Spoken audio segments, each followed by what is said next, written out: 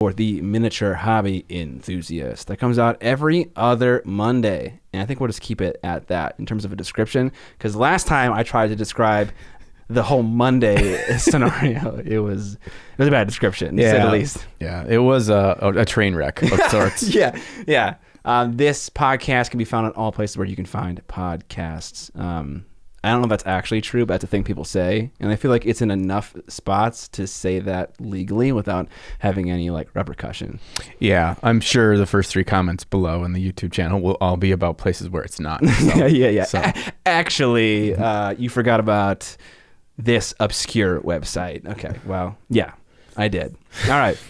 In this podcast, we lay it out in 3 sections. The first section, we talk about what we painted in the last 2 weeks. We talk about then a topic of discussion. And this week, it's about how miniature painting is affected by social media. And then finally, we talk about news, which is a bunch of just relevant things that are happening in the miniature community that are worth talking about. Maybe new releases, maybe certain content creators doing certain things worthy of note, maybe events happening in the miniature community, whatever happens. Yeah, that sounds like a great description. How many times do you think we need to describe this podcast in the beginning before it's just like, okay, we can stop doing this? Yeah, I think probably now. Nah. This is it. We're 5 episodes deep and we've been doing this every single episode. It's like, okay, maybe we can stop now. Okay, who knows? Yeah, I think probably if for that small segment of people that really like this kind of podcast topic, we've found all those people now. So they are. This is not growing anymore. Yeah, these are repeat customers at this point. Yeah. So before we get into the first category, we have some fun stories. So making things online is interesting because the reality is that anyone and everyone can listen to it or watch it, whatever it's a video or a podcast. And you don't think about that. So you say stuff that you maybe wouldn't say if a specific person was listening. Yeah. And I'm not saying we've done that, but we talk about Angel Gorales, we talk about Darren Latham, and they reached out to us. And it's like, okay, these heavyweight people in the industry are listening to our podcast, at least that episode. Yeah. Right? Well, and the thing is about creation, and like I'm gonna go in this whole philosophical rant right here, like I know what I'm talking about. Yeah, like as per usual. Yeah, is that it's a very solitary activity, and especially from like a podcast or a YouTube, peanut gallery stuff. It's like you do it by yourself, and it's a very solitary hobby in general, right? When I'm painting miniatures, I'm not like doing it with 20 buddies, watching the game. Like it's a very solitary activity. So I think there's something about us just like talking about the things we would talk about anyway. Yeah. We don't consider those implications of, who is listening to this? Maybe I would have said that in a different way if I knew they were going to listen, Yeah. So if I'm like crapping on Games Workshop's like painting competitions, and then Darren's like, hey, cool podcast. He's like, oh, shoot. Like you heard everything I said. But yeah, that's just a funny thing that, it's I don't know if I'd call it a learning lesson because I don't think we did anything wrong in particular, but it's just a funny thing to take note of. Yeah. I think it was humbling a little bit. Yeah. But also it was like, I felt very grateful, like, holy cow, it's like, it gives us a little bit more, giddy up to want to keep doing this because these people have listened. Now that might have been the only time they will ever listen. So we've lost them. I think like every 4 episodes we just shit on somebody really bad. Just to see if they're listening. Yeah. Hey, you still there? Because you suck. And your mama sucks. Yeah. Who should we do that for? P3 are coming for you next. P3. Oh God, no. That's a person. We'll talk about Dallas Kemp later, but we can't do Dallas now. Dallas through P3. You're next. Yeah, Dallas, you're next. Now that you're with the new company, Atomic Games. Oh, right. We're gonna drop the bomb on you. Oh, nice. See what I did reference. There? That was good. Yeah. I have another story I wanted to tell before we get into the main thing. It's a great story. You're trying really hard. What? Not to say anything. Meat and potatoes. No. I'm not you. Okay. I'm better. Before we get into the main thing, the meat is forming in my mouth. What the fuck? Okay, I have a story. Okay, so I'm scratch building a robot right now. Like a real robot? Yeah, like I'm Iron Man. That's awesome. I'm Tony Stark. No, it's a 75 millimeter scale robot. I have this model, and it is a model from scale 75, and did they steal it from somebody else? no. Well, I don't know. I have no idea. They could have maybe. It's Iron Giant. Damn it. It's a model called the Chronicler. It seems like a half cyborg, half man dude, and he's got like a techno staff, and it seems like the general story of this guy would be like, okay, this guy goes and he scavenges tech, and he brings it back to his lair and like makes crap out of it. And I was like, okay, I want to kind of do something different. I was like, I want to make this guy a technomancer, which is like a necromancer, but for robots. Mm-hmm. So I need a scratch build, like a partially built robot that's kind of like coming to life, like he's bringing it to life. So it's like a combo of like magic and technology. And so I'm scratch building this robot, and I need a way for its joints to articulate. You know, okay, I can make joints easy enough. You get a hollow styrene rod. You fill it with epoxy sculpt. You stick like a piece of brass rod through it. There's your forearm. Okay, you got connection points on either side, kind of a meteor forearm. Do the same thing with the bicep, make it a little bit shorter, whatever. But how do those arms actually like articulate and rotate? Well, I thought I could just have a disc. Imagine like a compact disc shape, but like thicker. Yep. And, you know, one part of the limb is attached on the left side of the disc, others on the right side. So it kind of just go chin, chin, like real simple. Yeah. Like I said, how do I make discs? Okay. How would you make discs? Like little small scale, 1 millimeter thick, 1 millimeter diameter discs. I would get a Putting you on the spot here. coin or something and trace that. Too big. Yeah. I would. Good idea though. I don't. Yeah, I would like try a to tiny find washer. I'd try to find something like that. You like fill the middle in. A washer actually would probably be really nice because it has the inside that's been scooped out already. Scooped out? Yeah. You didn't know this, but on the actually assembly line, there's a little man with a tiny little ice cream scooper. It's like molten metal, and he's like scoops it out. Okay. So that might have been smart. But what I did, I took a brass rod, which was the diameter that I wanted. And I was like, okay, how do I cut this into small discs? And I was like, okay, I'll start with a hobby saw. That didn't take too long. like just sawing, it was like, this is too long. I go with my chop saw, my miter saw, power tool. If you don't know what chop saw is, it's used for not ripping, but the other cutting operation where you cut things to length, not width. I can't think right now. Cross cutting. It's a big power tool. It's loud. It's scary. I put this tiny 1 millimeter diameter brass rod on the chop saw, and I'm cutting it, and it works fine. Soft metals like aluminum and brass can be cut on woodworking tools just fine. Not like steel though.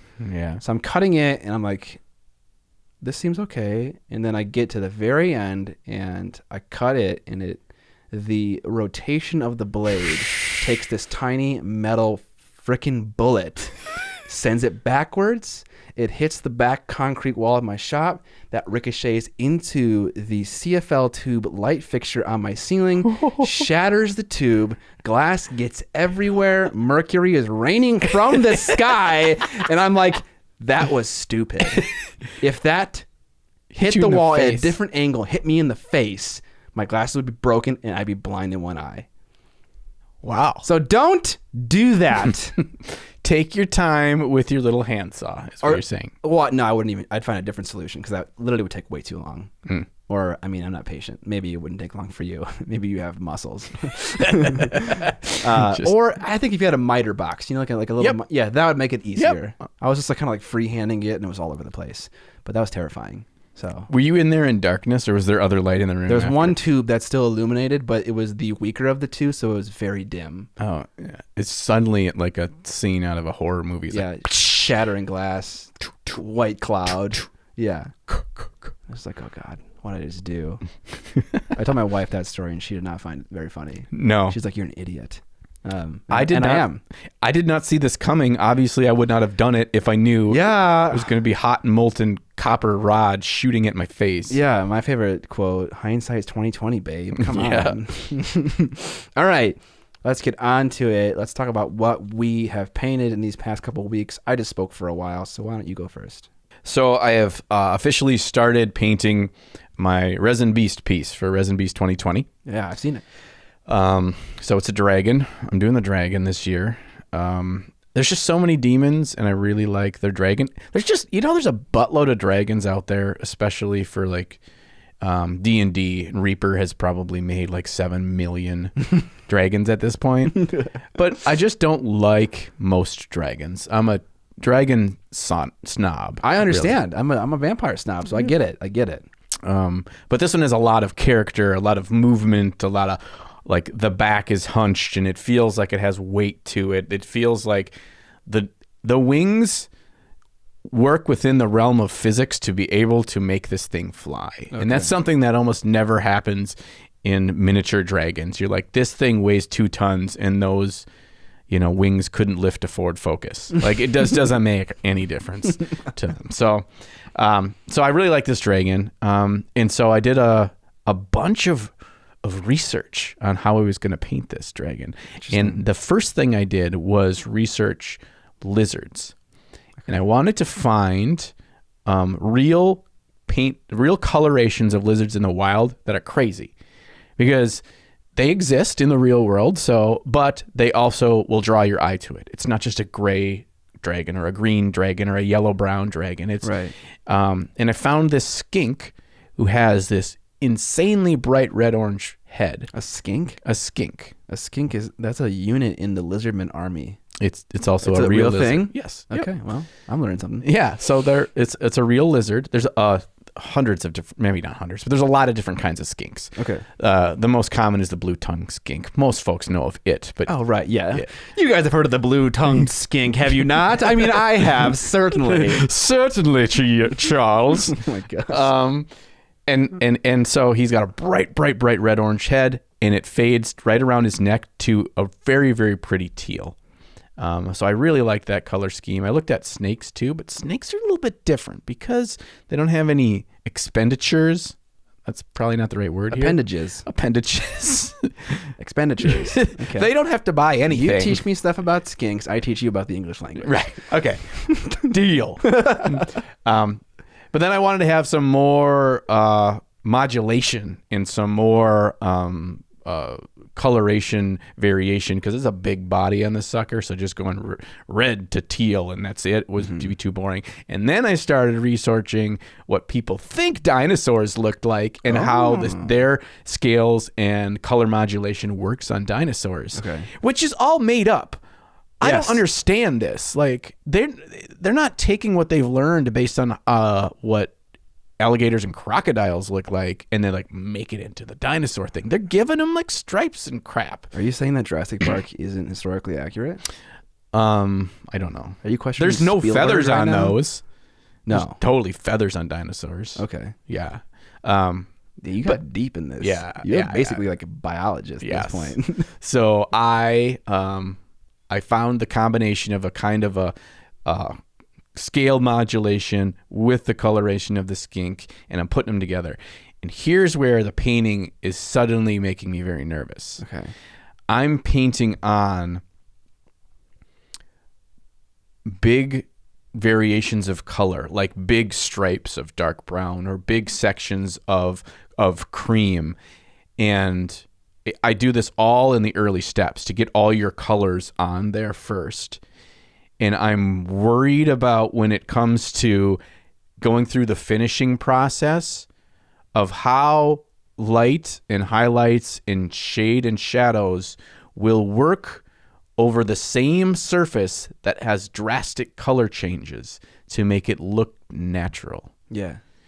And so I just have not painted in the last 3 days because I'm totally blocked on this right now. So you don't have a solution for it? I'm just going to keep... My solution with this is my solution to everything is I will just keep painting and I'll figure it out. Sure. Yeah. No, I definitely understand that. Yeah. So I have a question for you. I have several questions. No, just one.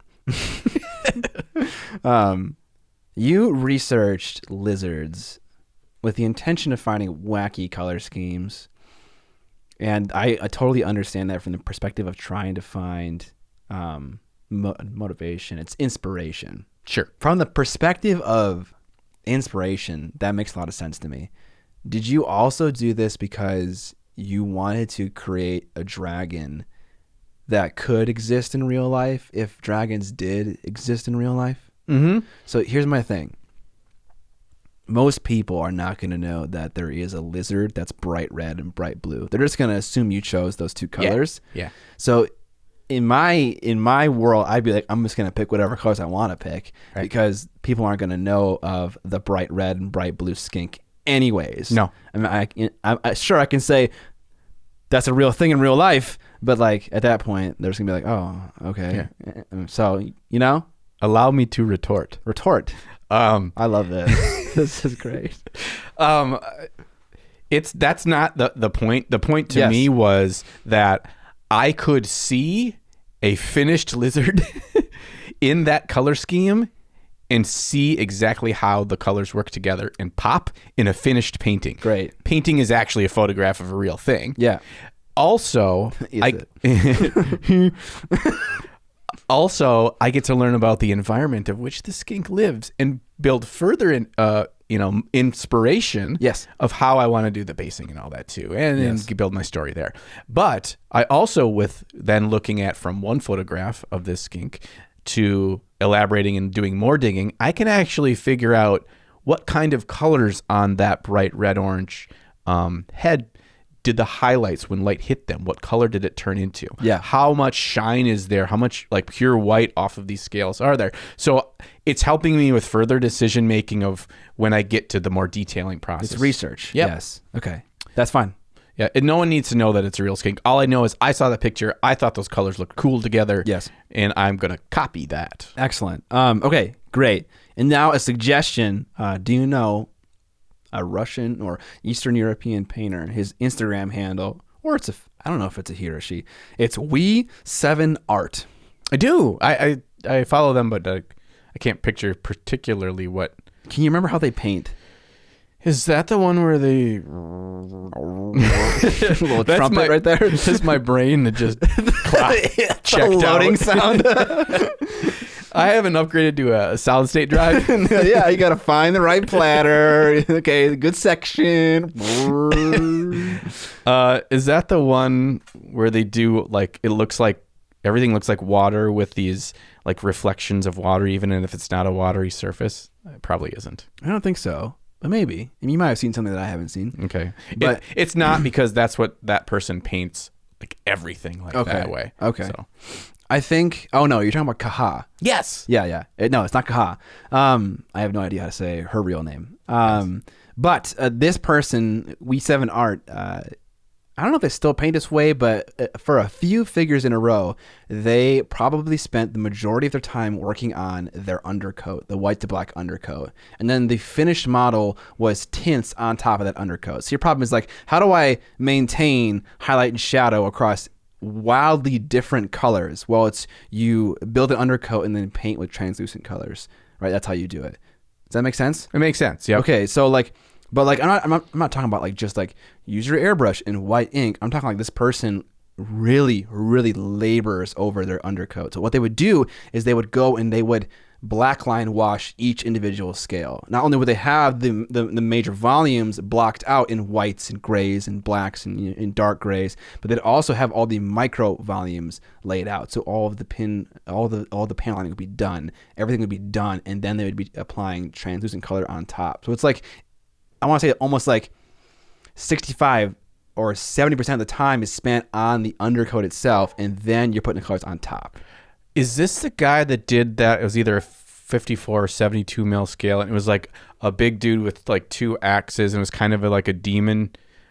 Possibly. This is probably like a year ago. Possibly, yeah. And he spent like 150 hours on the miniature. Yeah.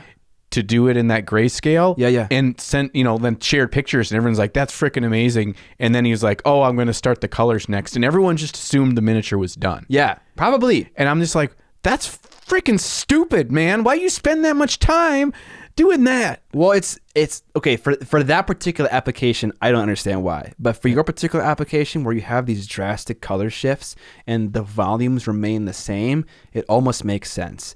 I get that. But Do you want to do that? It's too late, Scott. Okay, yeah. The color's on there. Hey man, nothing's too late for a bath of good old simple green. We're gonna talk about that in the after party today. The after party, John. What's the after party? The after party is the extended cut, the director's edition of Trapped Under Plastic. Cha-ching! Here's the ad spot. All right. Yeah. The caveat is this after party is open to all of our patrons. Yes. Yeah. So all you got to do is hang out with us on Patreon, and you get some great benefits. One of the main one being the after party.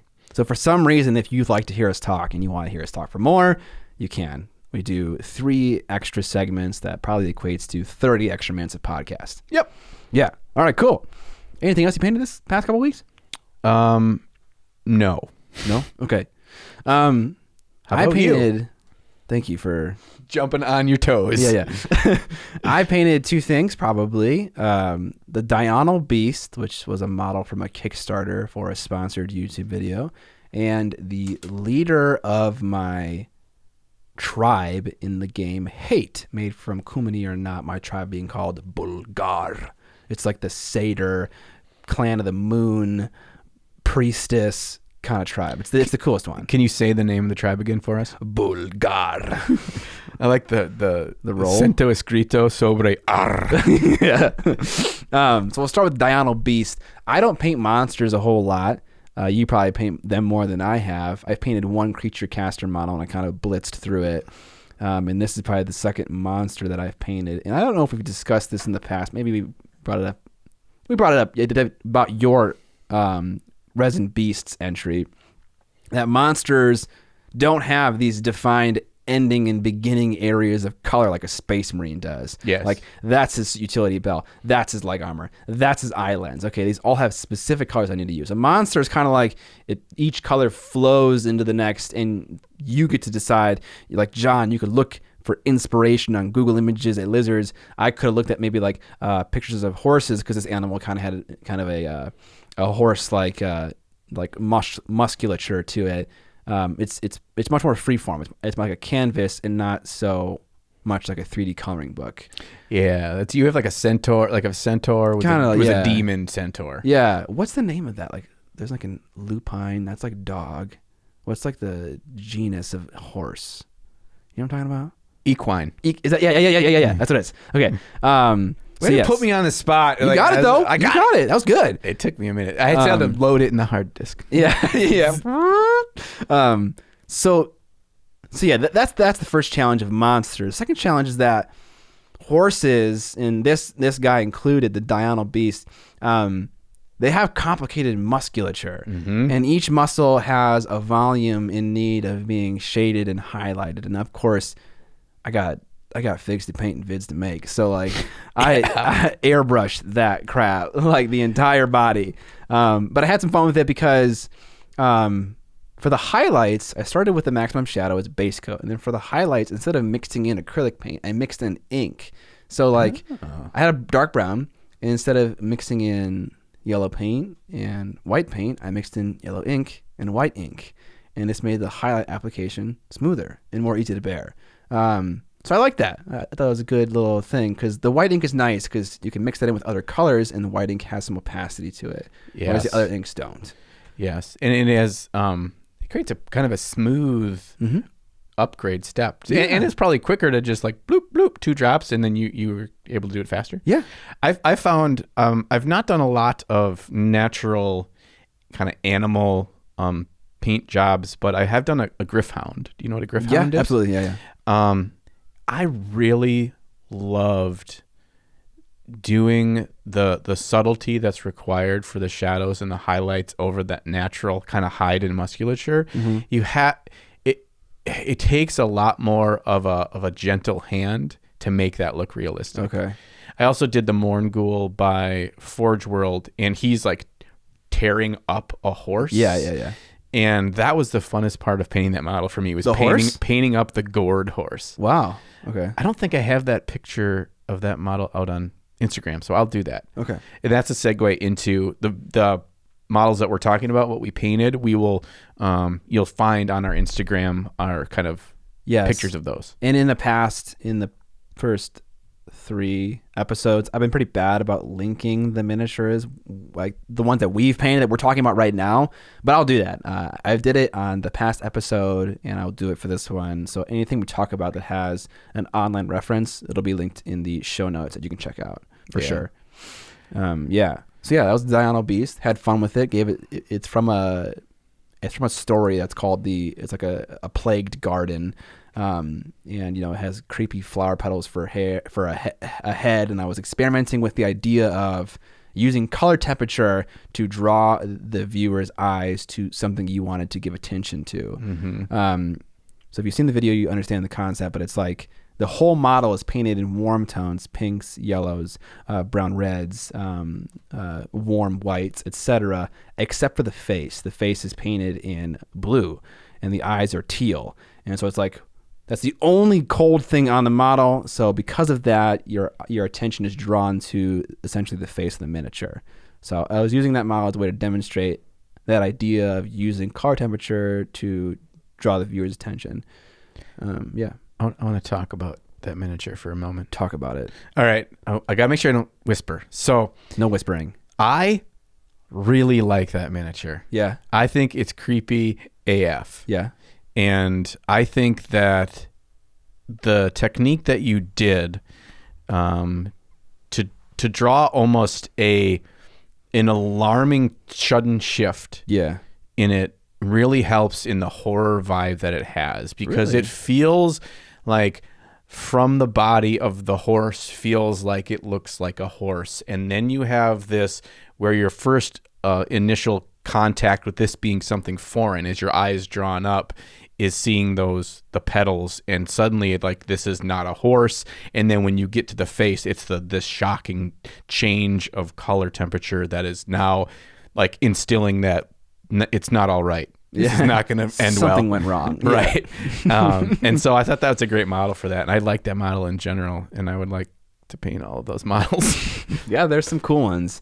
It's very KDM inspired. Maybe not inspired, but it's just kind of in that same family of design. Yeah. And it was interesting because like these are models for D&D. And like whenever I think about D&D, it's like, okay, low or high fantasy. Sure. This is like something entirely different. This is like horror almost. Yeah. And it's like D&D is way more malleable than I've been thinking about it in my brain. Yes. Yeah.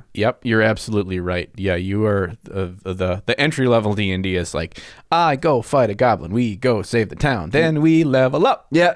Like that was a great jingle. Right. That's actually, in the new Wizards of the Coast commercials. I wrote that for them. Yeah.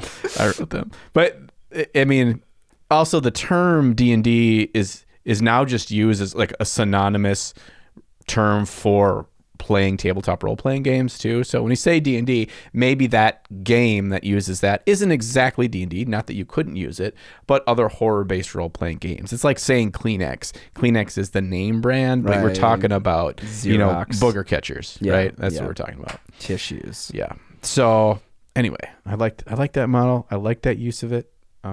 Thank you. Yeah. My ego is expanding. So are your pants. In addition to the Diurnal Beast, I painted the tribe leader of my hate clan. And I went for an African-American skin tone. Mm-hmm. I've done it once before on the captain in my Mortician Guild Ball team, Scalpel. She has a dreadlock. She's modeled as an African American woman, and I painted her as such. And I didn't do too well on that one, and I took my lessons I learned and brought it into this gal. Mm-hmm. And it turned out really nicely, I think, for a fast skin tone. And I think the key is just to use a paint range that's more satin than scale 75. I hate to say that because it's almost like a cop out. But like I think African American skin tones are significantly more satin than Caucasian skin tones.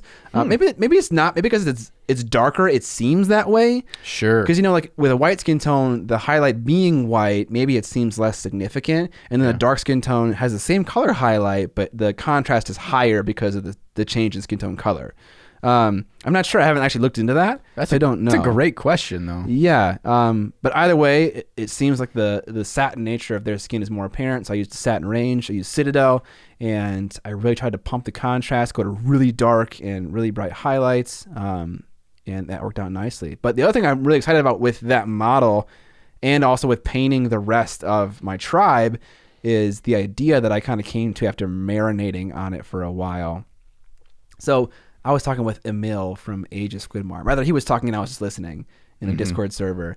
And he was like, it takes me 6 months to paint a miniature. And what he didn't mean it's active painting. It's like he buys a miniature, he puts it together, maybe puts a painted coat on it. But then he sits on it and he thinks about it.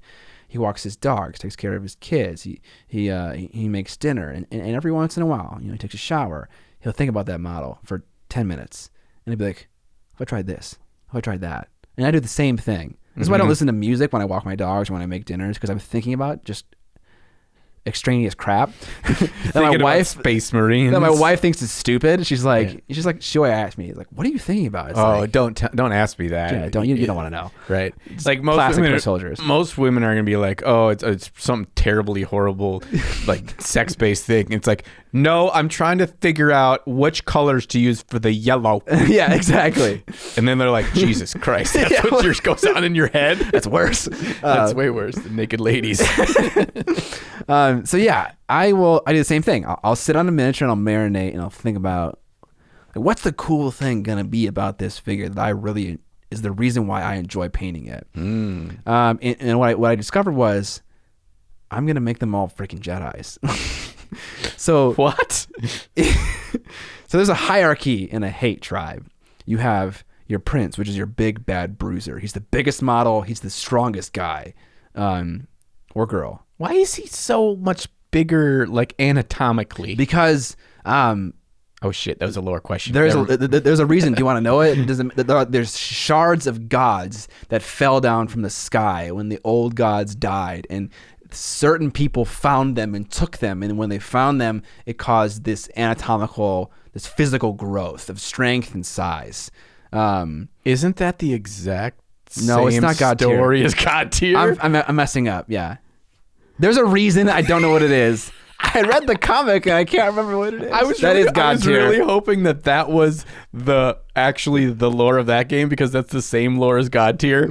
We'll check the tape. The reason is there's lore. They get a thing. It makes them like it's a mushroom. It's a Super Mario mushroom. Yeah, exactly. So yeah, there's the prince. Then there is the champion. The champion is like your strategical leader of your tribe. Smaller. Some are smaller. Some are bigger. And then you have your shaman. Shaman is obviously the wizard of your tribe. Why'd you say that like Sean Connery? It's the shaman. Shaman. Because I got a little Sean Connery in me. I don't know. No, I have no idea. It was unintentional. And then you have your warriors. You have 6 warriors. And you have 2 young bloods, the noobs. Okay, so my idea was that, okay, all the 3 big bads are all going to have weapons that are fully glowing. Okay. And then the warriors are going to have weapons that are crackling with purple energy. Like their weapons are beginning to transform. And then the young bloods are going to have nothing, normal weapons. And this is going to be a sign of status in my tribe. And it's going to give me an opportunity to do some fun OSL. That's quick and dirty. And I'm just excited about making giant glowy axes and swords.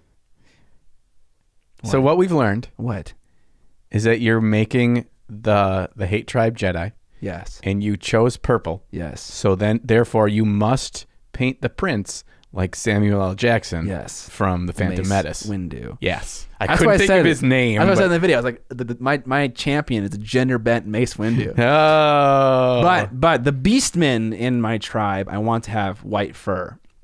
White fur, African American skin tones for the rest of the people. This is a really interesting contrast of colors, so it's not going to be Mace Windu. You can give him the bald head. Yeah. He's got a pretty significant hat thing going on. Yeah, so. That's our second Samuel L. Jackson reference so far in this episode. What's the first one? Allow me to retort. Oh, is that like a... It's from Pulp Fiction. Okay, yeah. God damn it. Pulp Fiction. Can we watch that tonight? Not the greatest of... Jesus. What are we... All right, we're gonna turn this into a Tarantino podcast. Turn this car around. Tarantino, after Inglourious Bastards, really figured out how to make movies. Oh my God. After Inglourious Bastards. Other than the fact that Pulp Fiction and Reservoir Dogs are his 2 greatest films. Reservoir Dogs was an interesting movie. amazing. From the concept of filming a movie entirely in one room and having it still be entertaining. Yeah. It was a feat. Okay, I'll say that. Yeah. But it's not as good as Inglourious Bastards. Okay, Inglourious Bastards is good. You get a comment and I won't comment back. Okay. Django Unchained is better. Okay. That's your opinion? I'm happy with it. I mean, Inglourious Bastards... This is the second comment. This one you can retort upon. No. Inglourious Bastards has the best villain in any Tarantino film. Yeah. Okay. I agree. Okay. I agree. Okay. Before this does become a movie podcast, which it has the potential to do. Yes. So that was what we painted. And now the next topic is the discussion topic. And I think we came up with this one, right? Yes. Yes. Okay. And this question is social media impacting, ruining, affecting miniature painting? Positive ways, negative ways. I guess the title presupposes that it's negative. It's ruining it. Okay, but we can also talk about the good things, can't we? I think we can. Okay, cool. I think we can. So you seemed excited to talk about this. And I also have some things I want to say, but do you want to kick us off or should I kick us off? Is there like a way we should structure this conversation? I feel like this is something that professionals will have already answered by now, but we did not do that. Professionals like Jordan B. Peterson, like psychiatric professionals, like what? No, like Key and Peele, like they would know what to do right now. Oh, right. They'd be prepared. Right. We're not. No. Yeah, I was excited about it because I bring enthusiasm to everything in life, Scott, and you do not. Wow. Okay, I'm gonna go cry after this. Yeah. You should. I'll kick us off. Why not? Go. Okay. The first thing I thought of when you brought this up was that social media is all about showing off, kind of. It allows us to all scratch the narcissistic itch. Yeah, but in a few ways. One, I put a thing online, people comment saying, "Oh, you're so good." That's one way. Two way, you got likes and other things similar to likes. That number goes up, you feel better. You get this feeling of accomplishment. That's another thing. It does some brain juice stuff. Right. I heard some research on that. It does. I sound very professional right now. Right, brain juice. Yeah. Yes. So here's the thing. So when you hit your stride and you're like getting like, okay, 200 likes, 500 likes, 1,000 likes. Talking about Instagram right now. Sure. Like you hit an average, and then you put work into something and you post it online, and it goes below average. And you're like, wow, I tried really hard on that thing, and it got less than my normal stuff. What is wrong with me personally? I'm not as good now. Or Yeah. or this paint job is worse. I'm getting worse. So yeah, one thing worth talking about, how people's value is tied to that number of likes, of shares, of engagements, whatever they are. But the next thing is how people react to this number. I'm going to paint something that's popular to bring that number back up, to bring me back in the green about how I feel about myself. And you know what they paint? Space Marines. So it takes these super popular subjects people aren't necessarily super enamored with, and it bloats it. There's just more of these popular things because people have the need to please. So are you saying that the reason why Space Marines popularity continues to grow, maybe not the origin of its popularity, has some basis in this social media realm? Oh, absolutely. 100% yes. Really? Cool. Yeah. I didn't think about that. I would never paint a Space Marine on a YouTube video if I didn't think it would perform better on YouTube. Yeah. Some sculpts are cool, and I think it's about a lot of miniatures. They're cool. Like the Osiark Bone Reaper's Mortark is cool. I'm never going to paint that model. Yeah. Same thing about Space Marines. Like Reavers, they're cool. I painted one. I wouldn't paint it if it wasn't for a video and I know it wasn't going to do well. Yeah. So, yeah, that cycle perpetuates their popularity. I think you've hit two separate, linked, but both very important points here. Oh, can I summarize? Please. So, because of this, there is less, I don't want to call it creativity, but diversity in miniature painting. That's the bottom line. Okay, you go. Now I want to jump off of that. Okay, and then we'll go back. Okay, yeah. Okay, so there's two main things that do really well in social media, and maybe we need to define this too. We're mostly talking about Instagram, but Yes. you can also, in some ways, compare this in YouTube for videos. Absolutely. You can compare it in Facebook for whether it's your Armies group page or it's mini painting page or tabletop minions page. Patreon tutorials, whatever it is. Yep. Like, what does Bohan paint all the time? Yep, exactly. Space Marine stuff. Exactly. And even like on a Facebook group asking for CNC. We're going to get to CNC in a moment. We're not going to hit that I don't yet. know how that's related, but I'm excited to hear. Oh, we're going to crack this puppy all open. All right. But it's still sharing the pictures on the Facebook page. And it does, at that point, it has a very similar effect Yes. as Instagram. Right. But we're mostly referring to this in Instagram because it's the biggest one. And quite frankly, Instagram is an amazing platform if used properly for miniature painting. Can it be used improperly? I think when you're using when you don't understand how the algorithms work and how the liking and following and all that stuff, if you think that is related solely to how good you are and you let that affect you, Sure. then that is not understanding the tool properly, and it can have a negative impact on you. Absolutely. I think that's a very mature thing that even I don't have fully figured out. Because I put out videos that I put a lot of effort into that they don't do well, and it affects me emotionally. It's like how to dissociate yourself from that success, that number. I don't know if that just takes time or like a different personality than I have. But anyways. You can get a new one if you want one. Yeah, just go to the vending machine. Yeah, I'll get you a copy of my hard drive. Pop her in. So there's where I was going with this is there's two main points here of what does really, really well. One, there is the sliding scale that starts at Space Marines and ends at I made this out of DOS clay myself. right. So there's the peak and then it goes down from there. Somewhere along the way there's dragons and there's blah blah blah blah. So that's one thing, There's is just Star Wars. Yeah, but that kind of relates to my other thing of what's also will do really well is who gets out a high quality paint job of a new sexy GW release first. Yeah. Or you can even be in the top 5-ish too, right? But usually there's like one big hitter. Like I always think back to when Andy Wardle got out the new Sylvaneth dude from the box. This was just like a couple months ago, and he was the first one to finish it. And actually, I think he entered that into Everchosen. And so that's just like a prime example of who gets the new hotness. Yeah. I talked about that in the Vincey V interview about, when you're talking about painting competitions, like similar rules apply to social media, right? That do also apply in painting competitions. Like last year, Sam Lenz at Adepticon submitted the Abaddon. Abaddon had been out for like 2 weeks at that point. Right. And he cranked out a high quality version. And I remember you and I were talking with him as he was deciding which sci-fi mini to enter.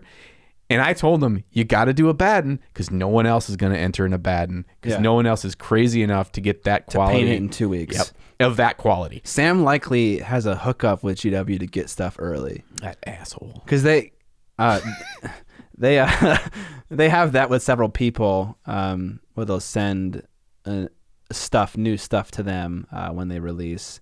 And it's just for free advertisement. That's what it is. But, it's kind of cool to get the GW stuff early. Daz. What? I was saying, Daz, come on. I mean, help us out. I already got the hookup. Where are you at? Right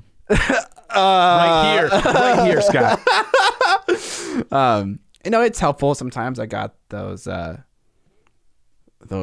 dudes who skin their faces and wear them on their waistbands.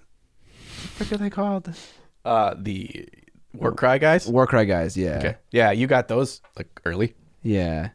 And something else. They sent me the contrast paint stuff. Yeah. That was awesome. Yeah, that's clutch. Yeah. I'm gonna paint with that stuff tonight. Do it. I'm gonna steal all your contrast stuff. John is sleeping over tonight because Sam Lenz is in town and he's at my house. And we're shooting a skit tomorrow. And I have no idea when it'll be out. Hopefully before the end of the year. Yeah. It's a great skit. It's quality. We haven't filmed it yet, but it's gonna be great. The screenplay is written, the storyboard is 60% done. It's quality. Wardrobe is taken care of. There's a wardrobe. Yeah. Okay. Like there's a location. We're not shooting in the basement of someone's house. We have a location we're going to shoot in. Okay. It's quality. It's quality. Yeah. It's gonna be great. So we're taking it to Sundance. Yeah. We're gonna get those little wreaths. Yeah. I want those wreaths. Yeah, that's right. But yeah, it's gonna be good. Is there like a 15-minute or less nerd video category in Sundance? Because if there is, we're gonna slay. We're gonna crush them. I doubt it. We're off topic. It just doesn't matter, man. Right, but I'd say just say it as it's not a negative thing. Right. It's like let's reel it back in. Reel it in. Social media's effect on miniature painting. We're not done talking about this yet. No, we certainly aren't. I brought up Darren Latham. I posted on his video of he did a video of top 20 tips because he hit. Oh my gosh, I've been meaning to watch this. Yeah, it's a really good video. His insight is really interesting. But one thing he says is that to get better, you need to have a brain trust.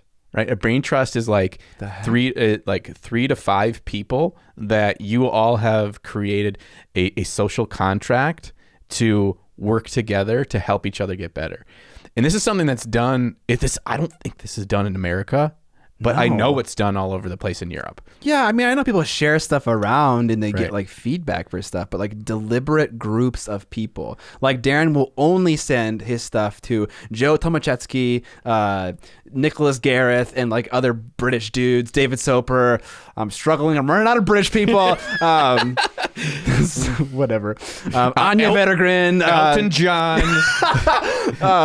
But yeah, so it's like, and you won't send it to anyone else. Is that what you're saying right now? Kind of.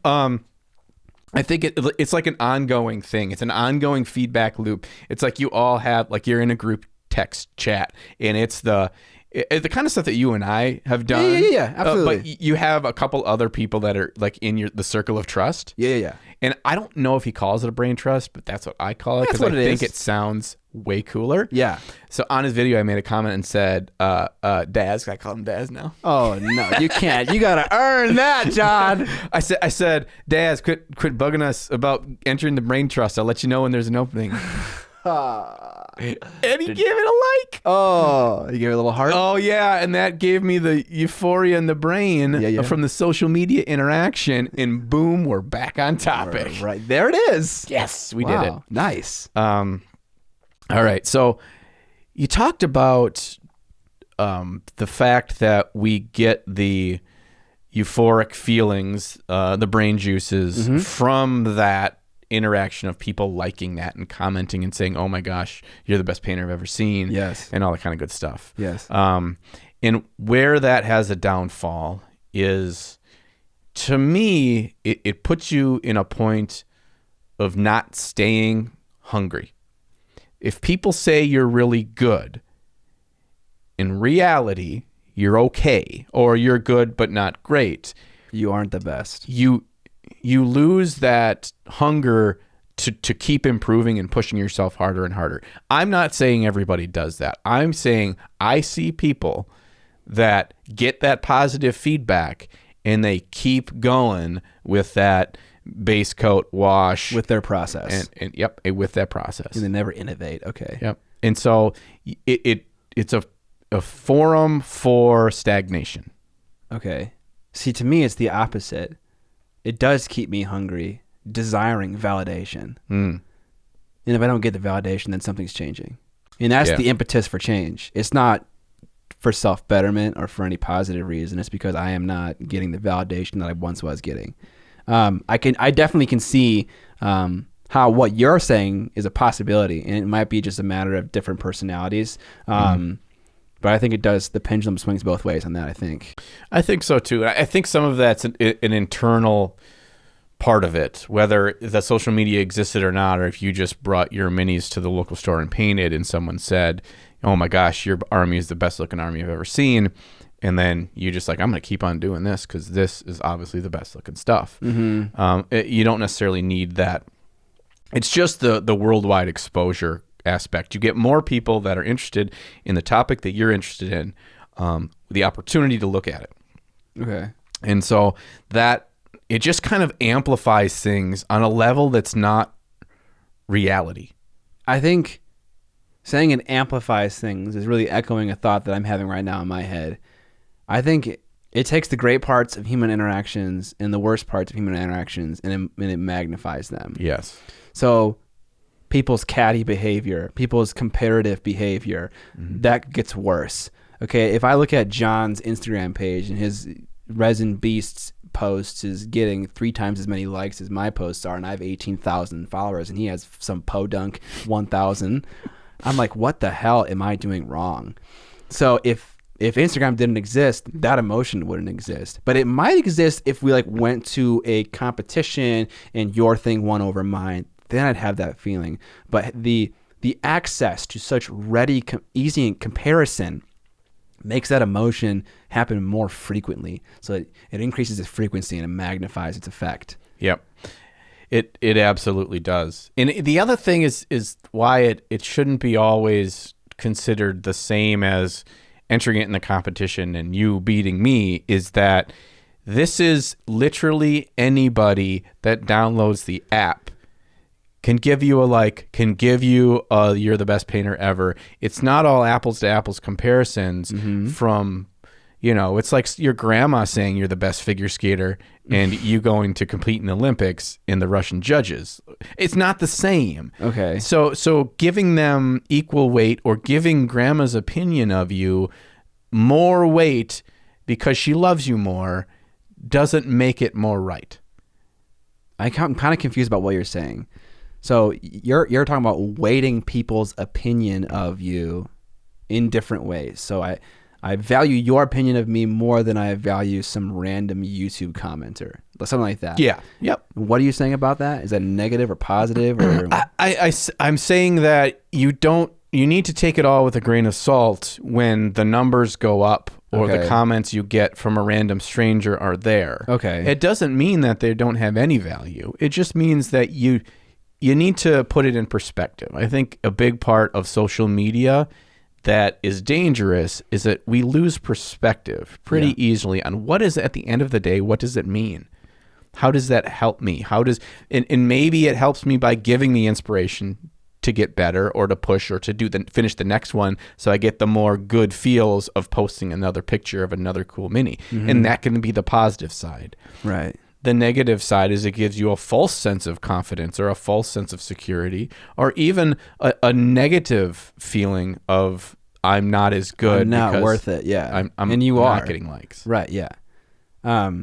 Absolutely. Yeah. All that's true.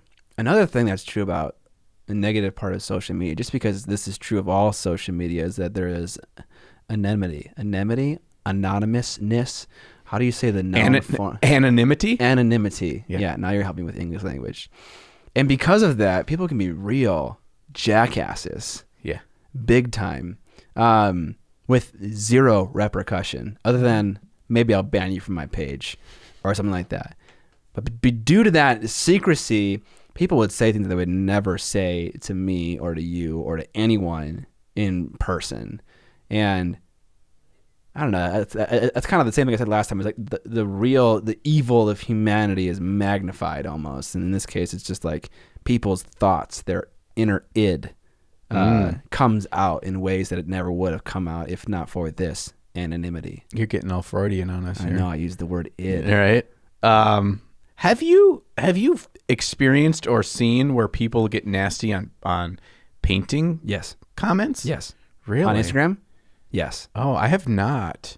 And maybe I don't read enough comments, but I see it more on Facebook. I feel like maybe it's just because you just see more of a wider range in Facebook groups of painting levels, and so I notice it there. But I don't really see people dogging on each other for their paint jobs. Usually, if it's not good, people are usually like trying to say like, here's one thing you could work on, or I just won't get likes or any comments. So here's a scenario, and I think you'll understand why it happens. People making fun and ridiculing box arts from Forge World specifically.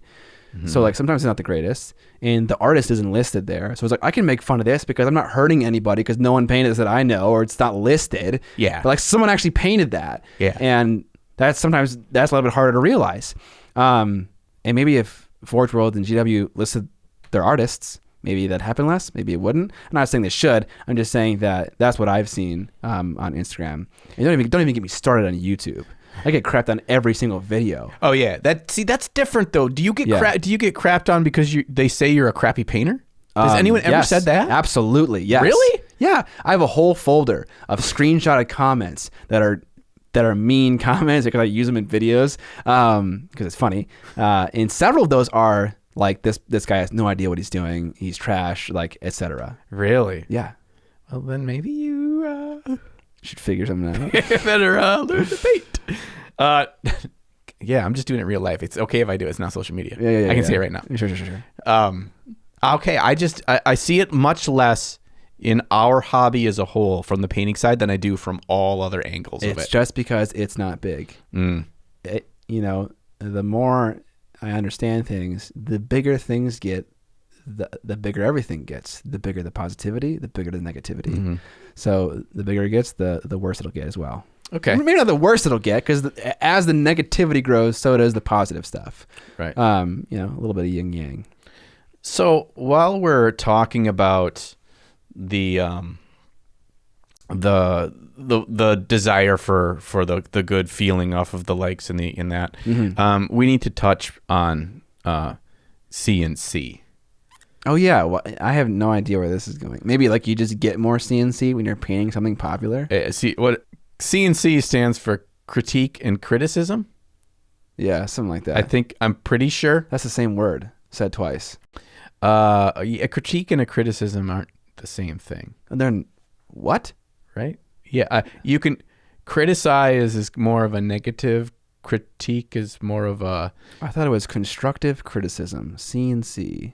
Like the and isn't actually there. Yeah, I'm just making that up. Okay. So I don't actually know. Constructive criticism would make better for CC. Yeah, this is probably a universally known acronym that I am looking like an idiot right now. Yes. I just, I don't actually know. I think that's what it is. Constructive criticism, welcome. Yes, it's CC, constructive criticism. Final answer. Okay. $500. I hate this. I hate when people ask for that. They're not actually asking for you to give them constructive criticism. They're asking you to say it's awesome. Yeah. They don't actually want you to tell them how to make it better. And if you do, a fight starts, or you say, this guy's an idiot, he doesn't know how to paint anyway, I'm not listening to him. Yeah. That's how this shit works. And I just don't understand the point. You trust people that you have a relationship with. That's a brain trust thing. Yeah. Right? Yeah. Right back to that. Trust people that you admire, and you're not being a pest by getting feedback from them. Trust people whose paint levels is similar or better than yours. Randomly going into my Age of Sigmar Nighthaunt group and asking for CNC on your spirit host has zero value. Zero value. Zero value. Okay, I think it's dangerous to be so zero value. Yeah. There probably is times when it is valuable, and there are probably times when people genuinely want brutal feedback. But there are definitely people that use that and masquerade it as wanting feedback, but really just want warm fuzzies. Yes. All right. Yeah. So there's a large number of us that have said CC welcome. It is CNC. They do C plus C. Yeah. So that makes me question why you had the plus in there. I don't know. This is one of those unsolved mysteries. Yeah. We'll figure it out. All right, let's get to the bottom of this. The comments will figure it out for us. And I think it perpetuates, and people don't think about it because it's so often done that people are like, if I'm going to share a picture online, especially Facebook groups, that I need to say that part too, because I do want to get better and I see everyone else does it, so I'll just do it too. But very rarely does anything actually come of that is implemented or that brings value to it. People will just say it looks good. People just want to be here. It looks good, or they will toss away anything that you said, and because it doesn't apply to them for some reason. And this is another interesting thing about social media that I want to bring up. because there are things like Instagram and whatever else you may use to collect a gallery of images of your work, your Reddit posts, your Facebook posts, whatever it is, there is an online gallery by which you can be weighed and measured. And so it's like, so say someone gives CNC, it's like, okay, I'm going to go and look at this guy's profile and see if his CSC and CNC has value. Yeah. And the things he may be saying may have value and may be right. Like, hey, you need more contrast in this area and maybe consider using a different color in this area. But as soon as you judge that person by their gallery, their catalog of photos, like, it twists you into this person that is unable to take feedback from anyone who isn't like clearly abundantly better than you are. Right. So it's like, you put yourself up for the world to see. You put yourself up for you to be judged by the world as well, and and found worthy, or whatever, however you want to say it. So it's kind of a danger. And it's very, I don't say it's very rare, but it's not common that people that you'd look at their portfolio and be like, oh crap, are actually going to comment on your random pictures of spirit hosts in the Night Haunt group. Like, it just doesn't happen that much. There are those knights in shining armor all over the place, but they are but one man. They can't be everywhere with their own portfolio of amazing work and giving you these little golden nuggets. Yeah, dude, they're painting minis, man. They ain't giving feedback to every single pleb that comes across their paths. Yeah. And I do want to say that please don't bite my head off for saying find your own brain trust, get people you trust. John, I'm new to this, I don't know anybody in my town that paints. I haven't established that yet. This is my starting point. I totally empathize, right? And that's why I randomly emailed Scott on the internet one day, a couple years ago, because I didn't have anybody either. And I think, make connections with folks in your Facebook groups, start chatting in the subreddits, reach out to random people that you really like their work on Instagram and ask them a single question. If they don't respond back in a week, what does it hurt for you to do that? Yeah. It's like all things in life, you have to step out on a ledge at one point or another if something good is going to come of it. And so I get that, but you just want to cast a wide net, and maybe you do post in your Facebook group, your Iron Hands Facebook group, New Hotness, about your paint scheme. Maybe one or two dudes respond and they give you good feedback. Then you Facebook message them and you say thanks for that. Yeah. Like, be a damn human being and build relationships. Yeah. And I understand we all got to start where you have none of that, but that should be something you work towards. And because of the day and age, the virtual lives we live, you don't have to have anybody in your town to build those friendships. Absolutely. Yeah. I also, I think I speak for myself and John, like whenever a Facebook group allows for, or a Reddit subreddit allows for the posting of miniatures and pictures for constructive criticism, it's fine to do that. Mm-hmm. Do it. Just do it and actually want it. Mm-hmm. Like, don't do it and masquerade it as wanting to get compliments. Do it because you want criticism, and evaluate all of the critiques you're getting and consider them strongly and apply them to your following projects. You have to kind of prepare yourself to be ripped apart and born anew a little bit. You got to phoenix it up a little bit, because that's what CNC is. CNC is, it's like you are being exposed to what you are doing wrong, and it hurts. But it's all part of growth. So yeah, like if your Iron Hands group says, CNC pictures allowed, do it. But just do it honestly. I want to put an asterisk on that. Okay. And this will loop this back into one of the more positive aspects of social media. Okay. If we count YouTube. I mean, there are videos on Instagram now, but it bothers me when I see people post something to a very basic level, and even to maybe a moderate level of painting, and ask for CNC, when you have all these resources at your fingertips and videos and how to improve at a basic level, that you should be using that as your guide before you start asking folks for, how do I get better at this?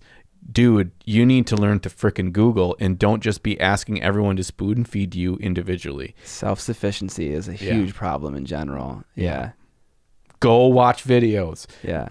Vince has like 7 million videos on how to paint literally anything. Very specific things. Yes. Yeah. Oh, and there's a ton of great videos for how to begin in mini painting. And like I think that there's probably just a level. I don't know what that level is, but there's a certain level where then it's like, I feel like, okay, yeah, I get that. This guy really is. He's solid. You can tell he's really trying hard. There's one aspect that he's like, I just can't make these boots look like they've been running through mud. You know, like I looked and I couldn't find any YouTube videos. You know, here's what I did. How do you think I could make that look better? Yeah. You know, that I'm cool with, but like self-sufficiency, you know, you put in the work yourself before you find yourself to be burdensome to others. Yeah. And when people can tell that you're trying to be self-sufficient, they are more willing to give feedback. If it's like, this guy's not trying, I'm not going to try either. It's like, I don't want to have to bring someone up from like ground zero all the way up to just like basic like understanding of the hobby when like they clearly aren't putting in that same effort in terms of trying to self-improve.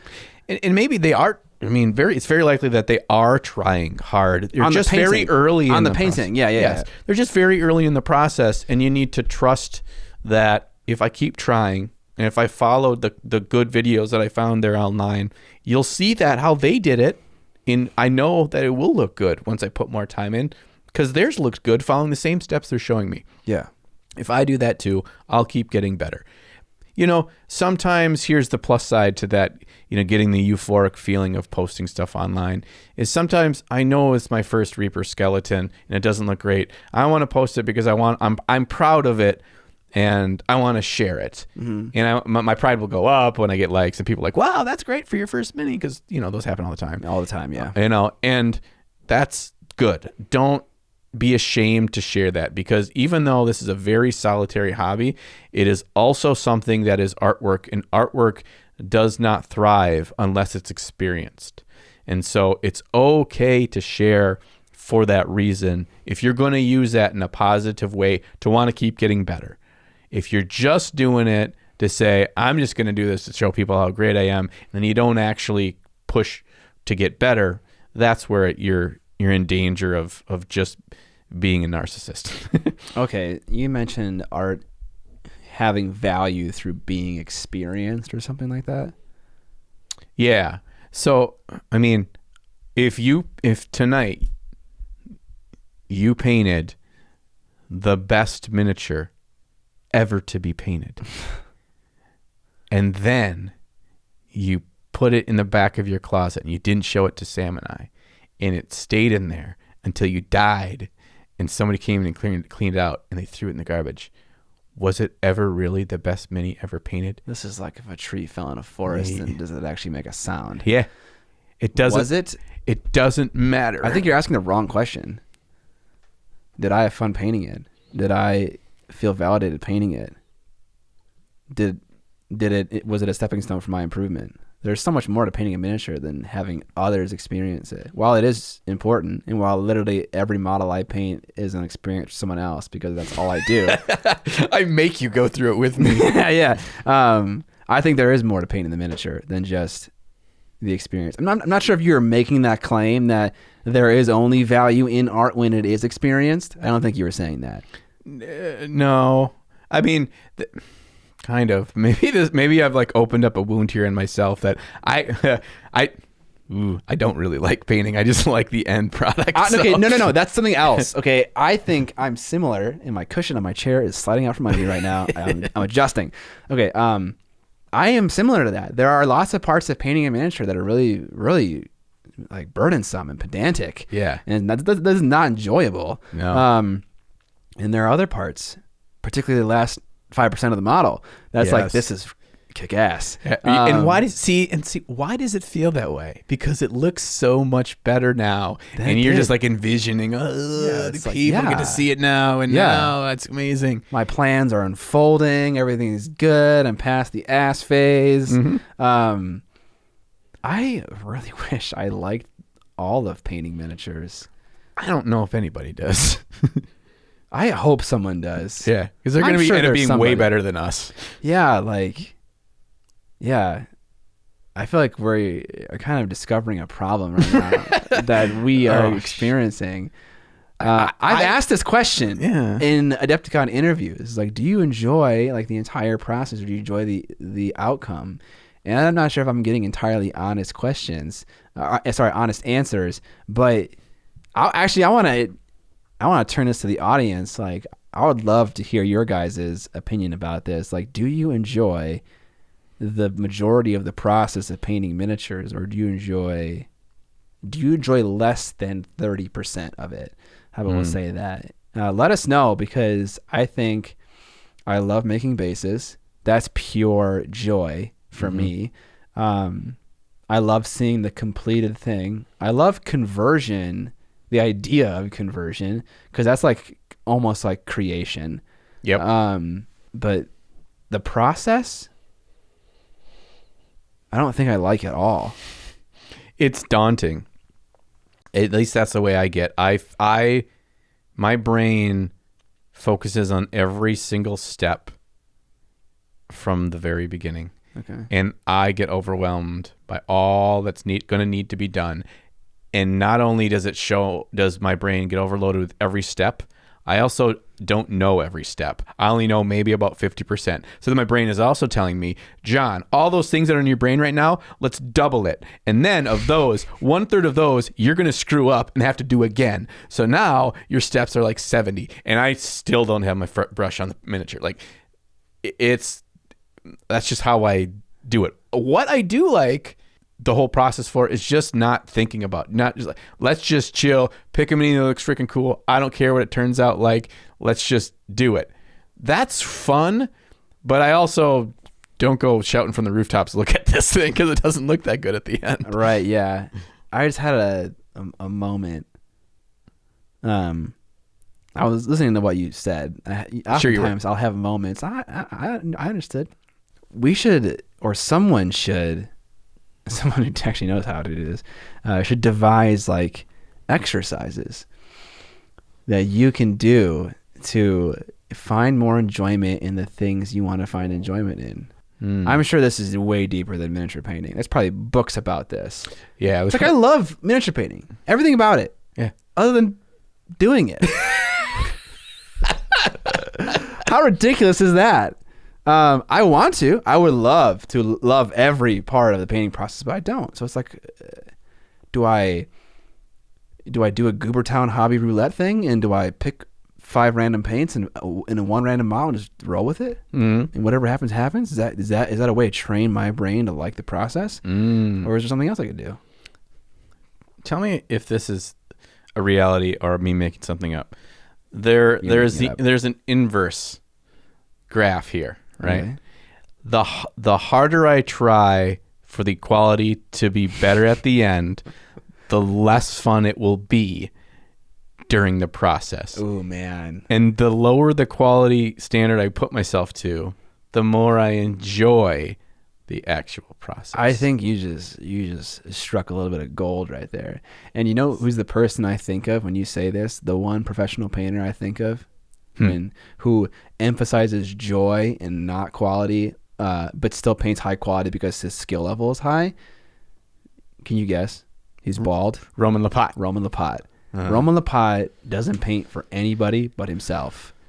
And he has years of industry experience. He gets paid to paint, and his stuff isn't always like amazing like Kirill Kanayev's might be. But some of it's amazing. I love it.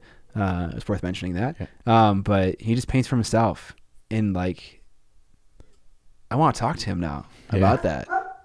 Another thing about social media, we really can't just not say as a positive, if we're talking about positive and negatives, is that none of this would exist if not for social media. This podcast, my YouTube channel, John's Instagram, having an amazing person's talent within a few browser clicks would not exist without social media. Great Are living content. you saying you're an amazing person's talent? Yes. Absolutely. No. You are absolutely right, Scott. So we went down the real negative side pretty hard, dark there, side of social media. right? But that's just it. Like with all the dark, there will be light. Okay, Gandalf. And I wouldn't know any of these amazing artists. I wouldn't have seen any of these crazy paint jobs. I would not know it's possible. Yeah, I wouldn't think, wait, you see a Kirill painting and you're like, there's a reflection of a knight that's swinging a sword in his helmet. Yeah. That is not humanly possible. It's the size of my little fingernail. It's just crazy. It allows, and it has immensely increased the level of quality as a whole in miniature painting. Oh, yeah. In the shortest period of time you could even consider because of social media. Yep. And so we have to tip our hat to that. Yeah. It has an amazing impact, but that impact does not come without a cost. We go back to the last episode and we talked about our origin. Was that our last episode or two? Yeah. It's all blurring together now. Yeah. We've done so many. We've been in this basement for days. Just recording podcasts. I said that I didn't, when I was 13 years old or 12 years old, and I got those metal D&D minis, I had no white dwarf. Yeah. Obviously, there was no internet. I didn't know. Obviously, there was no internet because you are ancient. I am old like mold. All right? Oh, that's a nice one. So I didn't know what was possible, and so my imagination didn't fuel me because of that. Mm-hmm. And that is the absolute inverse of my story of learning to actually paint and really wanting to get good because I saw what was possible and saw how much that excited me of what you could do. And so many people that I follow either on Instagram or through Facebook to see their journeys of how quickly, when they make a priority of really wanting to improve their painting, how quickly they can do it. Yeah. And social media really allows that to happen. So yeah. It's a good feels. Yeah, good feels. Ending on good notes is always a good thing. So no, it's not ruining social media. Or it's not ruining miniature painting. Miniature painting, yeah. No, it's making it better. Mm-hmm. But there are growing pains associated with it. Like all tools, and you consider it a tool for your own improvement. Yeah. Or enjoyment or entertainment. Mm-hmm. You have to use it for the right reason. With great power comes great responsibility.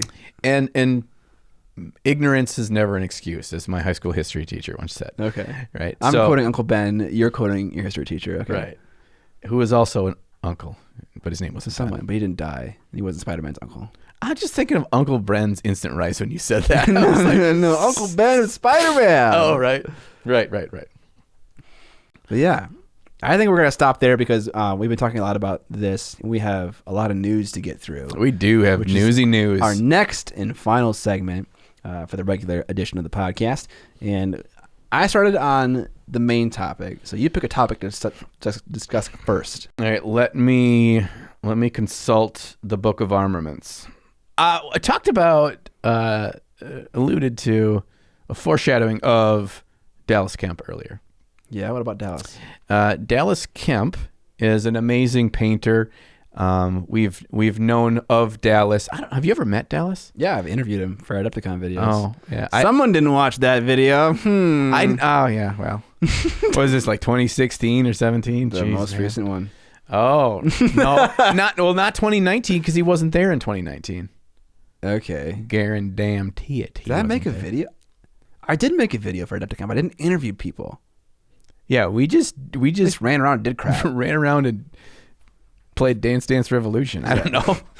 Okay, so no, it was 2018. Okay, that's right. I'm right. I'm always right. So you do know Dallas. I don't. Yeah. He's cool guy. But he seems super, super cool. He was the main painting man at P3 for many years, and now he has started a new chapter in his life with a company called Atomic Games. And yes. he's really pushing that social media outlets as well with Atomic Games, and he does have some live stream painting that he does with their product, and their new product is a Marvel miniatures game. Finally. Wait, didn't Night, or was that not a game? The Night. That was a game. Night Models was a game, but it's been gone for freaking forever. Yeah, they still have DC, don't they? Oh yeah, they're going hard on that. That I think that's their bread and butter. They got a Harry Potter game too. They used to have Star Wars stuff, but I don't know if they were legally doing Marvel stuff. I gotta imagine they were, because they were using their iconography. They used the word Marvel, all the same names as the superheroes, and maybe they just couldn't afford it after a while. I bet it. I have no data to back this up, but I bet it has something to do with the transition to Disney. Yeah. At that point, nope, you can't afford it. Right. Prior to that, I'm sure it was. So I don't know how many years ago that was, but I want to say it was like 3 or 4. Sounds about right. Like, I think before we started seeing the Avengers movies at all, that had stopped happening legally. Sure. So it's been a while. There's Hero Clicks. Oh yeah, but those are not really. Yeah, they're little like derpy bendy whatever, but it has all the stats on the bottom of the thing, man. It's so much simpler. Yeah. I don't know if it's a fun game or not actually played HeroClix. Haven't either. But the models for like this new Atomic Furbies. Games Marvel game. What is it? I want to get the official name correct. It's like Critical something. But yeah, the models look pretty great. They're not amazing. They're not GW level of plastic. But they are, what would I equate them to? Like a step above Cool Mini or Not's plastics. Maybe like P3's stuff or Malifaux's stuff. Maybe that level. That's where they're at. So 100% paintable. They look wonderful. Very iconic characters. Mm-hmm. So it's Atomic Mass Games. Atomic Mass Games. Sorry, Dallas. And the game is called Marvel Crisis Protocol. Okay. Which is a great name, Crisis Protocol. Yeah. Like, what's our protocol in this case of Crisis?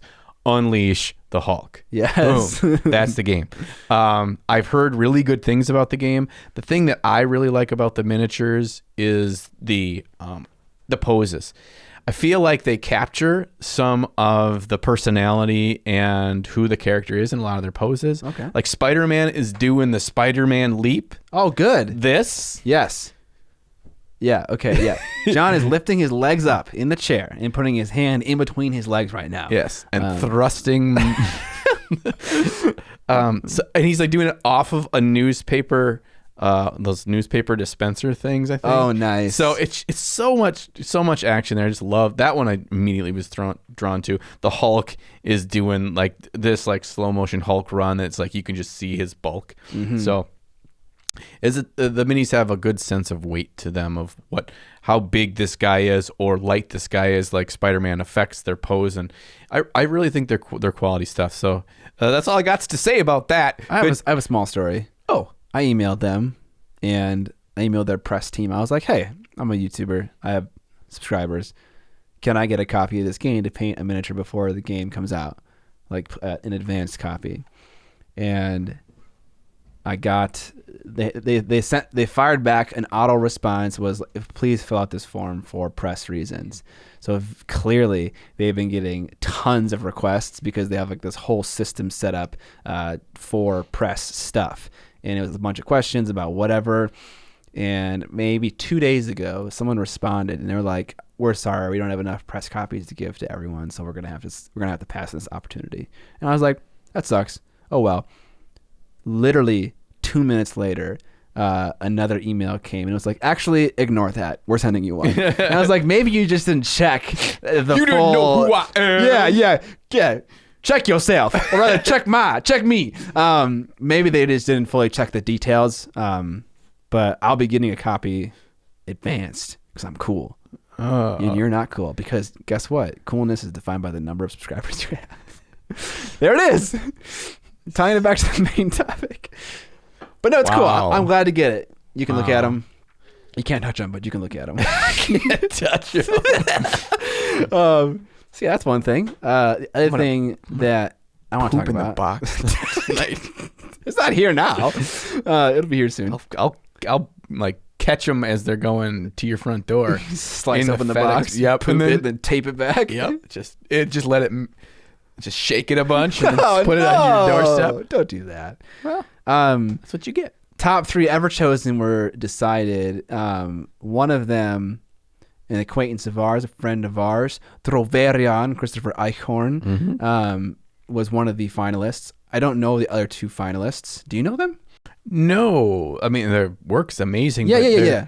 But I their name didn't jump out at me in terms of recognizing who they were. Maxime Panaud, Johan Ledoux, and Christoph. Oh, his name's not Christopher. It's Christoph Eichhorn. Yeah, he was in Frozen. Frozen. Christoph. Okay. See, this is a thing where I don't. You don't watch have children. I don't have children. Yeah.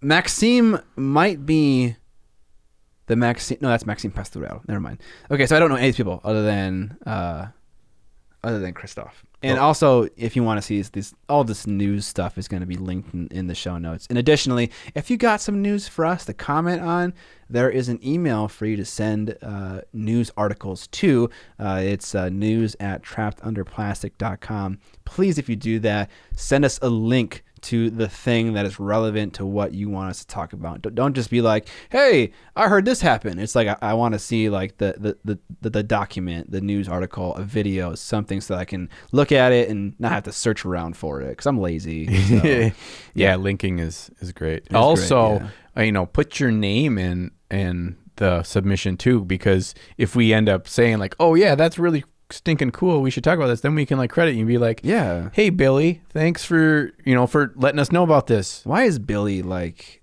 the name of a 10-year-old always? Oh, Billy. Why can't Billy? Because it's William. When you become a man, you're a Will. When you're a boy, you're a Billy. That's what it is. Okay. Billy and Jimmy from Double Dragon were badasses and not little boys. I don't know what that is. Is that a book? You don't know what Double Dragon is? No, is that a book? It's a video game. No, I don't know what Double Dragon is. Oh, Jesus. Oh, jeez. All right. Comment below about Double Dragon and Scott not knowing anything. Hey, in one of our comment sections, the other one, the guy was talking about Altered Beast, and he said that we were too young to remember what Altered Beast was.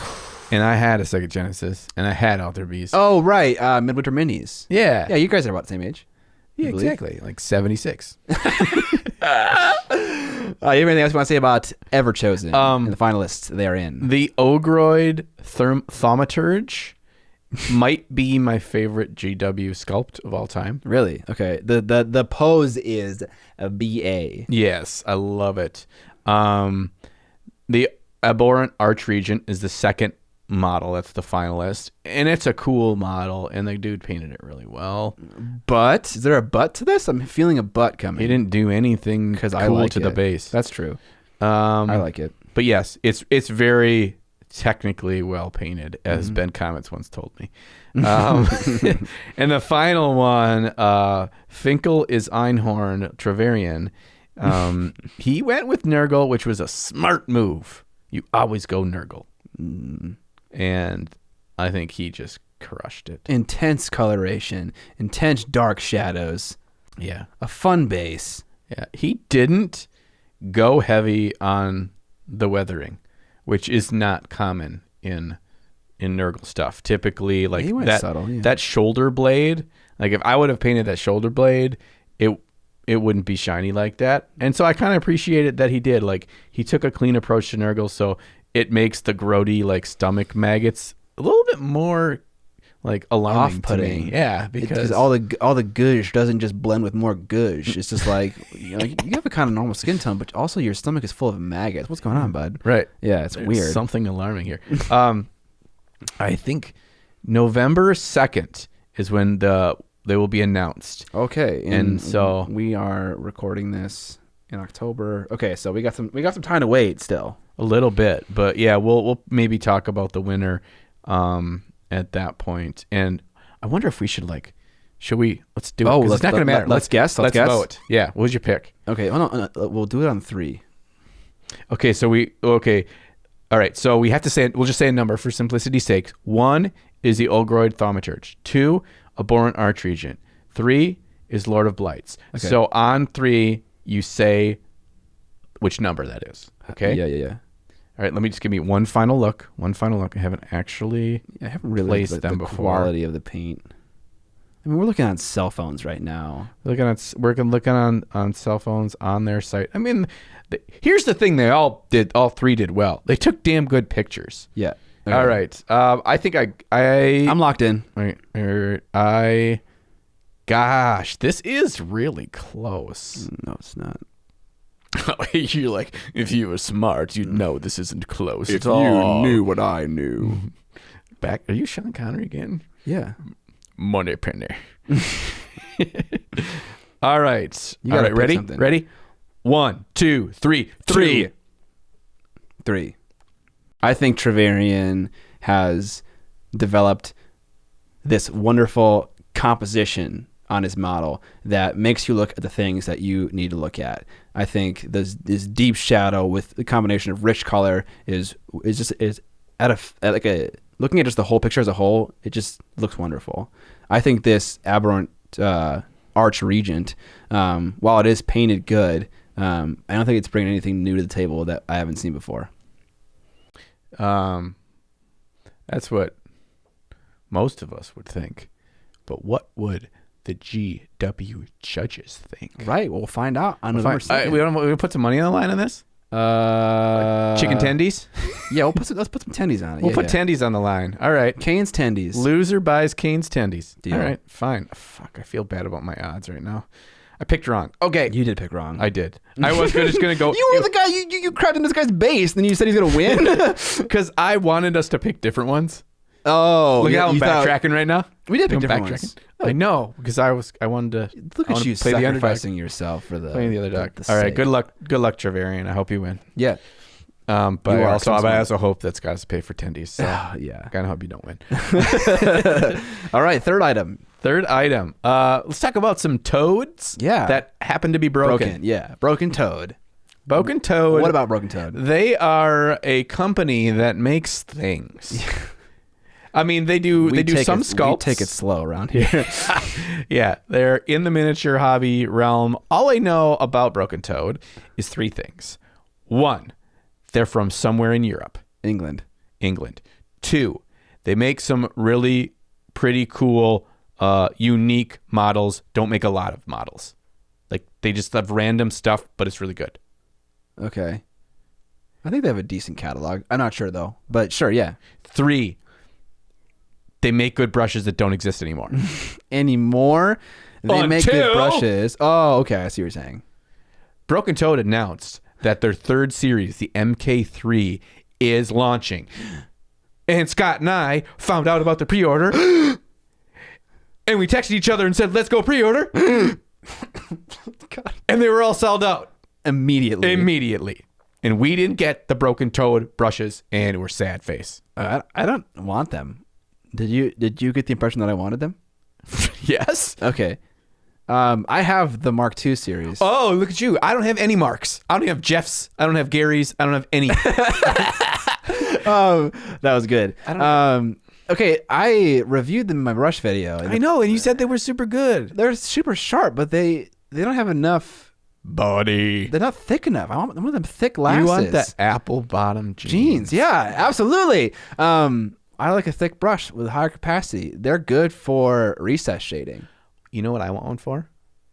I want one for to do those little tiny little scratches and dots. That too. Micro textures. Is that what the big guys call it? We're gonna micro texture. Yeah, that's what they call it. Can confirm as being a big guy. I'm gonna get drunk tonight and ask Sam about micro textures. Do it. He's gonna get mad at me. He probably will. Yeah. So.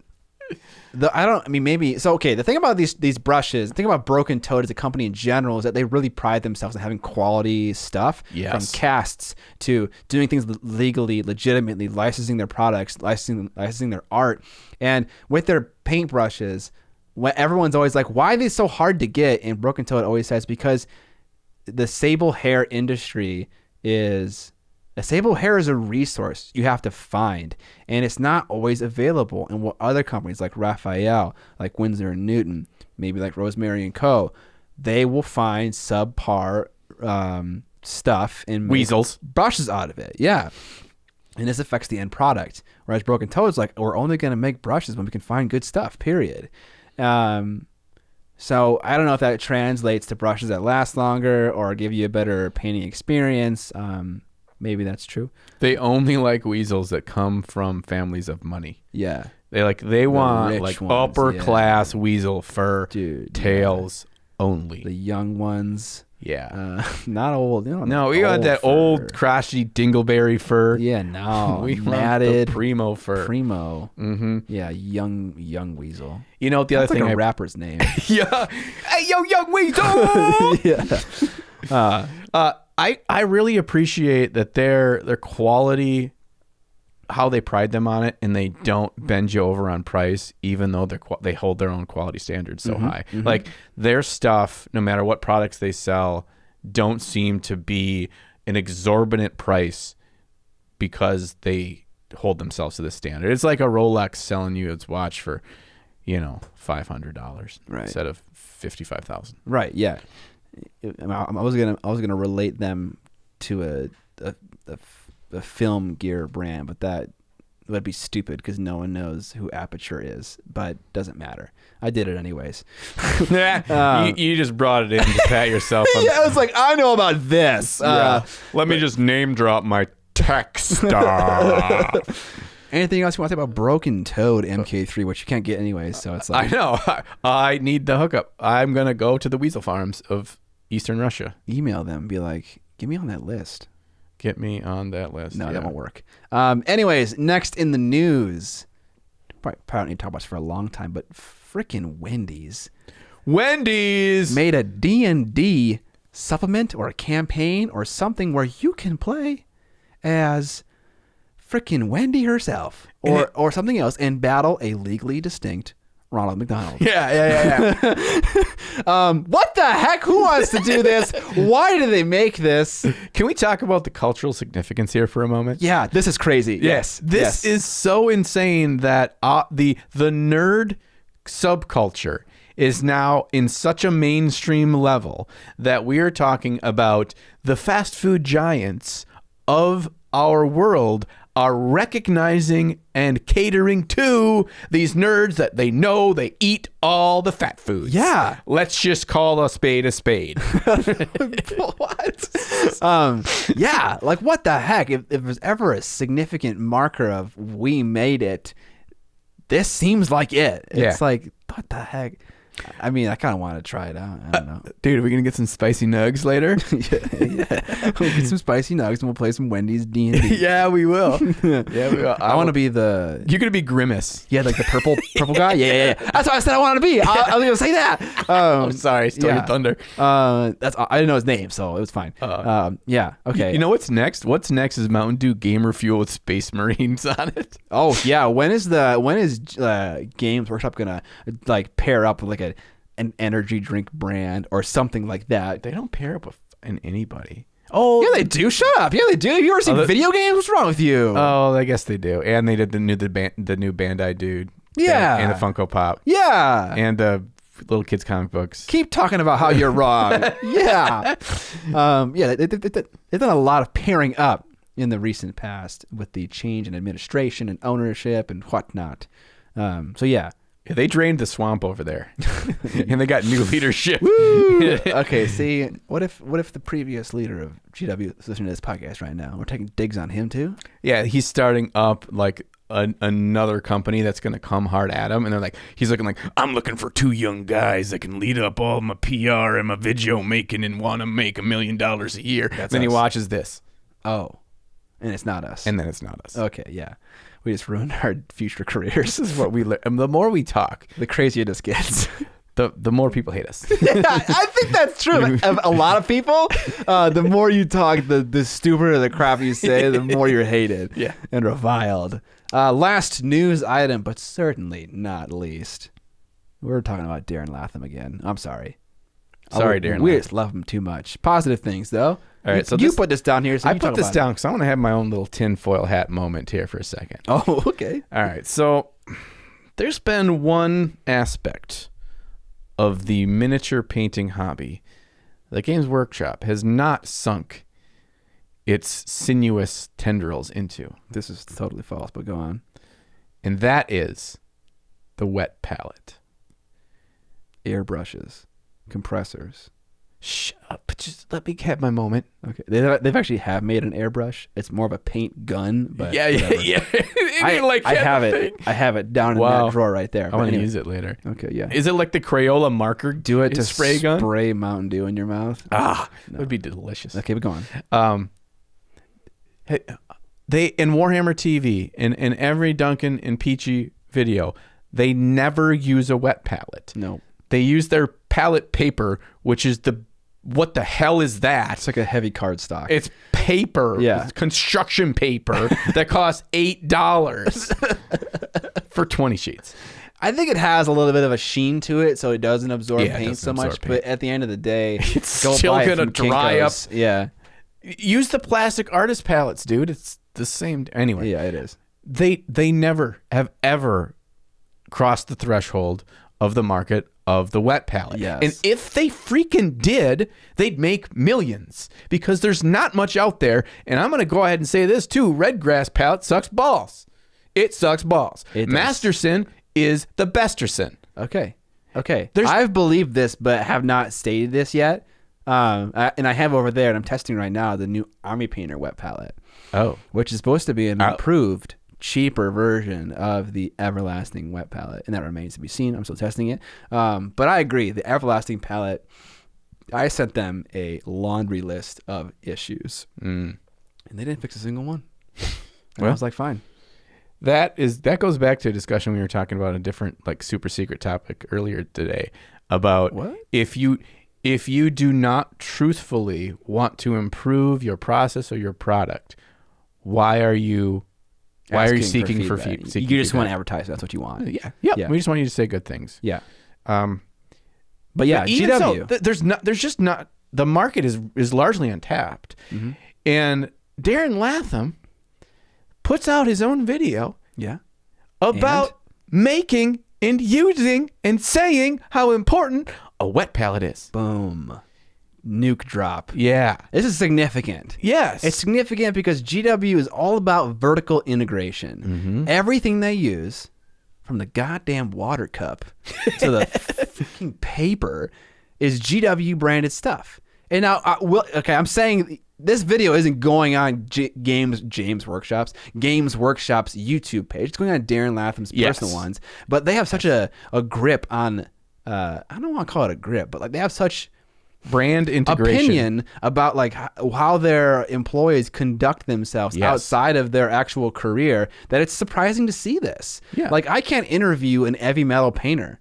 Yeah. Because like why can't he do it in his off hours? Like why does this have to be at all about Games Workshop? I mean it is because it's talking about heavy metal painting, but like why can't he have the personal autonomy to decide whether or not it's a good idea to get interviewed by me? Like why do I have to get your boss involved at all? Yeah. It's weird. Because they have a very distinct and intense branding policy in place that their brand is so Dolphins butt tight that they cannot they cannot put themselves at risk for that. And I'm not saying this in a negative thing. Actually, for somebody that works in marketing communications, I appreciate that they are sticking so closely to their vision and their brand. Mm-hmm. They cannot be undermined, and they're putting themselves in a situation to not be undermined. And I totally understand that, which is why this is kind of weird to me. Yeah. And the other thing is... It's not just the wet palette either. No. What brushes does he use? Yeah, what... Winsor & Newton. He doesn't use GW brushes. He says... It's a breath of fresh air. I use these Winsor & Newton brushes for the stuff I care about. For other things, I use Games Workshop's. It's honestly, and also ways you used to put decals on. Yeah. Not a game, because that doesn't exist. No. So that's a little bit more admissible. Yeah. Because that doesn't exist in their catalog. Yep. And I also get that, like, he's showing how to make your own wet palette and how they're useful because it doesn't exist in the Games Workshop catalog. Right. So it gets them a little bit off the hook there. But an interesting thing to me too, and this is I'm going to stop talking about this really quick because this is getting down to the marketing and branding nerdy stuff. But that his brand as an individual is very, very linked to his employer. Yeah. So in that regard, any deviation is both endearing to his own personal brand, Yes. but also a little bit of alarm raising of why are they different. I appreciate his honesty and him just saying, he comes across as someone just like, this is the truthful way that I do it. This is what I do. Yeah. Yep. And I think that's awesome. So that's why I brought that up. Yeah. Check out that video on how to make a wet palette from Darren Latham on YouTube. We'll link it below if you haven't seen it yet. Yeah, yeah. We're not criticizing Darren at all for his inclusion of non-GW products in videos. I, and maybe John, is applauding it. Yes, it is absolutely. It is a breath of fresh air. So that's awesome. But yeah, I think that's going to do it for the news, right? That's it for the newsy news. All right, that's going to do it for this episode of the podcast, guys. Thanks for hanging out. We got Sam here in the outro for no particular reason. He lives outside, apparently. He came out for the after party here. We were having an after party. I feel sick and my foot hurts. What? It was the pasta, clearly. I've poisoned Sam. No. So yeah, if you guys like the show, tell your nerd friends about it. Give us a rating on Apple Podcasts. You can find all this stuff anywhere where you can find podcasts, as we said in the beginning. If you like the show and you want to support it, you can find it on, you can support us with things like merchandise, like this sweater I'm wearing right now, or we have a Patreon campaign where you can get cool access to things like the after party, which is an extended version of the podcast. Anything else, John or Sam? I give the floor to Sam. Thanks for having me. I'm a big fan. Let's just keep painting and spreading the love and try to elevate miniature painting because it's a very rewarding activity and it's meditation in this world of instant gratification. I'm probably rambling on too long, but no, this is good. It's a good thing. Boost the signal. Just spread the word. Boost the signal. I like that as like a mantra. Yeah. That should be the name of something. Yeah. Okay. Anyways, though, we're going to be out. See you in 2 weeks from now. Peace.